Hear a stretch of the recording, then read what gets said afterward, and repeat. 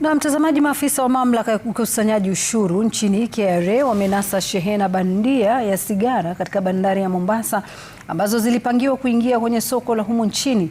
Kulingana na KRA, sigara zaidi ya milioni 9.3 zenye thamani ya zaidi ya shilingi milioni 281 zinazuiliwa katika kituo cha polisi cha Kilindini baada ya kufanyia ukaguzi kwa ushirikiano na vitengo husika na kubainika kwamba shehena hiyo ilikuwa imetoka Singapore na kuingia nchini. Kulingana na stakabadhi tulizoziona, mmiliki wa shehena hiyo alidaiwa kuwa kontena hiyo ilikuwa imetoka Sudan ilhali ilikuwa imetoka Cambodia ikipitia Singapore kisha kuingia humu nchini. Maafisa wa KRA wanadai ni njama ya wafanyabiashara kukwepa kulipa ushuru wa shilingi milioni 83.